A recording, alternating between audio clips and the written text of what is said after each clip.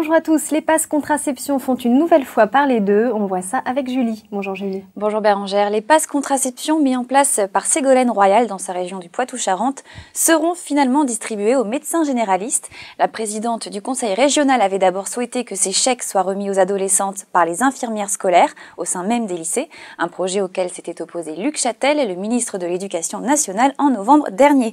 Ces fameux tickets donnant droit aux jeunes filles mineures à une visite chez le gynécologue et à 6 mois de pilules gratuites seront finalement délivrés par les généralistes. Une façon pour Ségolène Royal de contourner l'interdiction et de mener à bien sa lutte contre les grossesses précoces, Bérangère. Merci Julie.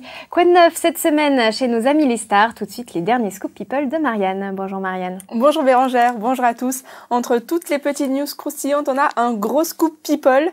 On ne connaît ni son prénom ni son âge, mais une chose est sûre, ce petit garçon est bel et bien le premier enfant de Jeffrey Dean Morgan et Hilary Burton. Leurs noms ne vous disent peut-être rien, mais vous les connaissez. Lui a fait des apparitions dans Grey's Anatomy et elle jouait le rôle de Peyton dans la série des frères Scott. Alors aujourd'hui, on apprend que les deux stars sont de vraies petites cachotières. Officiellement, elles n'étaient ensemble que depuis 1 mois, mais officieusement, elles se sont rencontrées il y a près d'1 an, puisque la jeune femme de 27 ans est tombée enceinte cet été et elle a annoncé à ses proches l'heureux événement au mois d'août. Dans la presse américaine, on parle beaucoup d'une quadra fraîchement divorcée. Il s'agit de la jolie Sandra Bullock. Je vous en parlais la semaine dernière. Elle a adopté un petit garçon qui s'appelle Louis Bardot.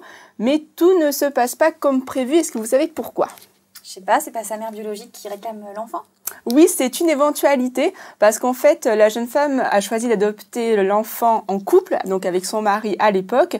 Aujourd'hui, elle est divorcée et l'agence de l'adoption ou la mère biologique ne pourrait pas voir ça d'un bon œil. Elle pourrait demander effectivement le retrait de la garde de l'enfant. Alors autant dire que la star se fait du souci. On la comprend puisqu'elle a quand même bataillé 4 ans pour avoir 7 enfants.